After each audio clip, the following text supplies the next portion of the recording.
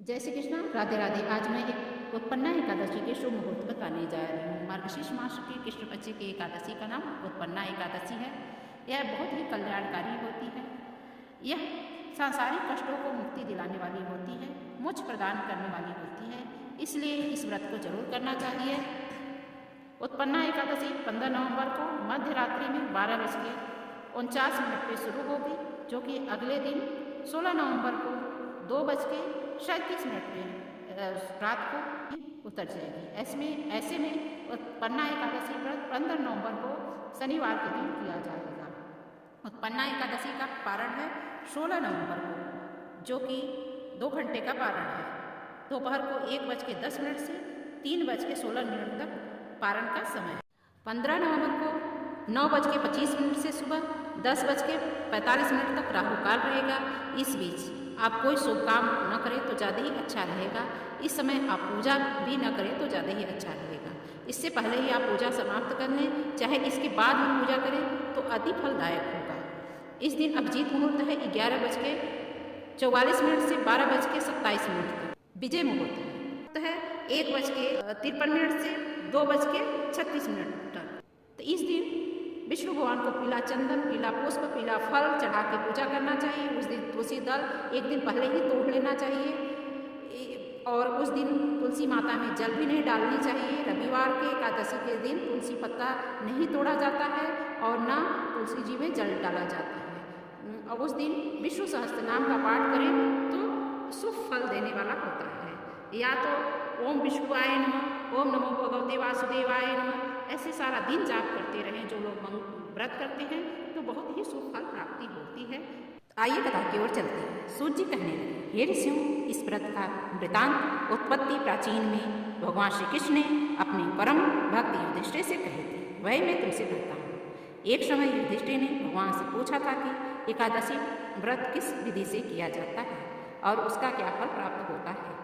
उपवास के दिन जो क्रिया की जाती है आप कृपा करके मुझे कहिए। यह वचन सुनकर के श्री कृष्ण जी कहने लगे, हे युधिष्ठिर, मैं तुमसे एकादशी के व्रत का महात्म्य कहता हूँ, सुनो। सर्वप्रथम हेमंत ऋतु में मार्गशीर्ष कृष्ण पक्ष एकादशी से इस व्रत को आरंभ किया जाता है। दशमी को सायंकाल भोजन के बाद अच्छी तरह से दातून करें ताकि अन्न का अंश मुंह में न रह जाए। रात्रि को भोजन कदापि न करें, न अधिक बोलें। एकादशी के दिन प्रायः 4 बजे उठ करके सबसे पहले व्रत का संकल्प करें। इसके पश्चात शौच आदि से निवृत्त होकर शुद्ध जल से स्नान करें। व्रत करने के बाद व्रत करने वाला चोर, पाखंडी, पर स्त्रीगामी, निंदक, मिथ्याभाषी तथा किसी भी प्रकार के पापी से बात न करें। स्नान के पश्चात धूप, दीप, नैवेद्य आदि 16 चीज़ों से भगवान का पूजन करें। रात्रि को दीपदान करें। रात्रि में सोना या प्रसंग नहीं करना चाहिए। सारी रात भजन कीर्तन आदि करना चाहिए। जो कुछ जाने अनजाने में पाप हो गया हो उसकी क्षमा मांगनी चाहिए। धर्मात्मा पुरुषों को कृष्ण और शुक्ल पक्ष दोनों की एकादशियों का समान समझना चाहिए। जो मनुष्य ऊपर लिखी विधि के अनुसार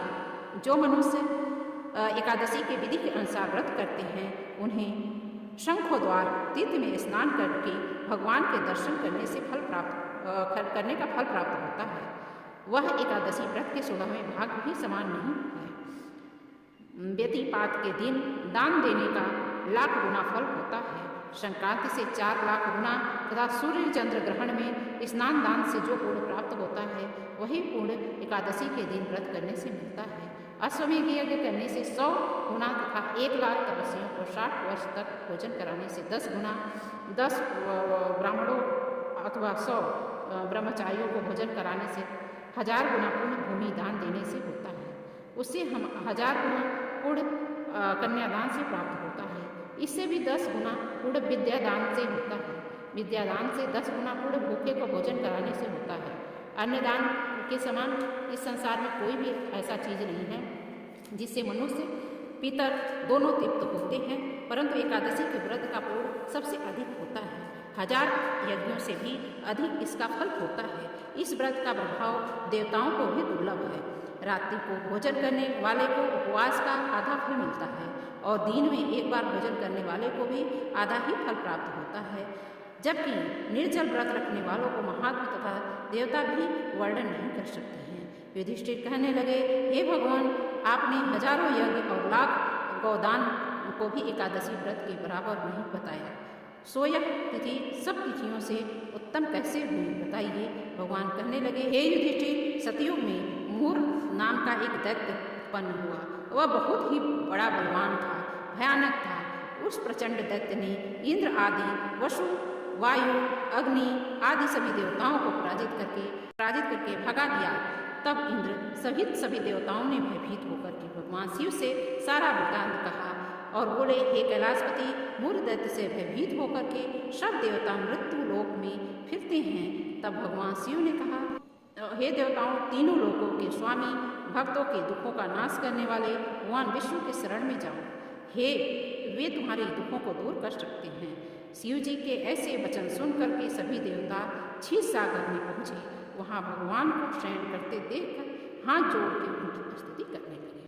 देवताओं की रक्षा करने वाले मधुसूदन, आपको नमस्कार है। आप हमारी रक्षा करें। दैत्यों से भयभीत होकर हम सब आपकी शरण में आए हैं। आप इस संसार के कर्ता, माता पिता, उत्पत्ति और पालन करता और संहार करने वाले हैं। सबको शांति प्रदान करने वाले हैं। आकाश और पाताल भी आप ही हैं। सबके पितामह ब्रह्मा, सूर्य, चंद्र, अग्नि, सामग्री, होम, आहुति, मंत्र, तंत्र, जप, यजमान, यज्ञ, कर्म, कर्ता, भोक्ता भी आप ही हैं। आप सर्वव्यापक हैं। आपके सिवा तीनों लोक में चर तथा अचर कुछ भी नहीं है। हे भगवान, दैत्यों ने हमको जीतकर स्वर्ग से भ्रष्ट कर दिया है और हम सब देवता इधर उधर भागे फिर रहे हैं। आप उन दैत्यों से हम सबकी रक्षा करें। इंद्र के ऐसे वचन सुन करके भगवान विष्णु कहने लगे कि हे इंद्र, ऐसा मायावी दैत्य कौन है जिसने सब देवताओं को जीत लिया है? उसका नाम क्या है? उसमें कितना बल है और किसके आश्रय में है तथा उसका स्थान कहाँ है? यह सब मुझसे कहो। भगवान के ऐसे वचन सुनकर इंद्र बोले, भगवान, प्राचीन समय में एक नाड़ी जंग नामक राक्षस था। उसके महापराक्रमी और लोक विख्यात मूर नामक एक पुत्र था। उसकी चंद्रावती नाम की नगरी थी। उसी से सब देवताओं का स्वर्ग से निकालकर वहाँ अपना अधिकार जमा। उसने इंद्र, अग्नि, वरुण, यम, वायु, ईश, चंद्रमा, नैऋत्य आदि सबके स्थान पर अधिकार कर लिया है। सूर्य बनकर स्वयं ही प्रकाश करता है, स्वयं ही मेघ बनकर बैठ जाता है, सबसे अजेय है। हे अशोक निकंदन, उस दुष्ट को मारकर देवताओं को अजेय बनाइए। यह वचन सुनकर भगवान ने कहा, हे देवताओं, मैं शीघ्र ही उसका संहार करूँगा। तुम चंद्रावती नगरी जाओ। इस प्रकार कहकर भगवान सहित सभी देवताओं ने चंद्रावती नगर की ओर प्रस्थान किया। उस समय दैत्य मूर सेना सहित युद्ध भूमि में गरज रहा था। उसकी भयानक गर्जना सुन करके सभी देवता भय के मारे चारों ओर भागने लगे। जब स्वयं भगवान रणभूमि में आए तो दैत्य उस पर भी अस्त्र शस्त्र आयुध लेकर दौड़े। भगवान ने उसे सर्प के समान अपने बाणों से उन्हें बीत डाला। बहुत से दैत्य मारे गए, केवल मूर बचा रहा। वह अविचल भाव से भगवान के साथ युद्ध करता रहा। भगवान जो भी तीक्ष्ण बाण चलाते वह उसके लिए पुष्प सिद्ध होता। उसका शरीर छिन्न भिन्न हो गया, किंतु वह लगातार युद्ध करता रहा। दोनों के बीच मल्ल युद्ध भी हुआ। 10,000 वर्ष तक उसका युद्ध चलता रहा, किंतु मूर हारा न थक करके बैठा। भगवान बद्रिकाश्रम चले गए। वहाँ हेमवती नामक सुंदर गुफा थी। उसमें विश्राम करने के लिए भगवान उसके अंदर प्रवेश कर गए। वह गुफा बाहर से योजन लंबी थी और उसका एक ही द्वार था। विष्णु भगवान वहाँ योग निद्रा की गोद में सो गए। मूर भी पीछे पीछे आ गया और भगवान को सोया देखकर मारने को उद्यत हुआ। तभी भगवान के शरीर से उज्ज्वल कांतमय रूप वाली देवी प्रकट हुई। देवी ने राक्षस मूर को ललकारा, युद्ध किया और उसे तत्काल मौत के घाट उतार दिया। श्री हरि जब योग निद्रा की गोद से उठे, सब बातों को जान करके उस देवी से कहा कि आपका जन्म एकादशी के दिन हुआ, अतः आप उत्पन्ना एकादशी के नाम से पूजित होंगे। आपके भक्त वही होंगे जो मेरे भक्त हैं। इसी एकादशी व्रत किस प्रकार करना चाहिए? इस विषय में भगवान ने कहा कि दशमी के दिन सिर्फ दिन के वक्त असात्विक आहार करना चाहिए, संध्या काल में दातून करके पवित्र होना चाहिए, रात्रि के समय भोजन नहीं करना चाहिए और भगवान के स्वरूप का स्मरण करते हुए सोना चाहिए। सुबह स्नान करके संकल्प करना चाहिए और निर्जला एकादशी व्रत करनी चाहिए। दिन में भगवान विष्णु की पूजा करनी चाहिए, बाद में धूप दीप नाना प्रकार की सामग्रियों से विष्णु भगवान को प्रसन्न करना चाहिए। कलुषित विचार को त्याग कर सात्विक भाव धारण करना चाहिए। रात्रि के समय श्रीहरि का दीपदान करना चाहिए और रात भर जागरण करना चाहिए, कीर्तन करना चाहिए।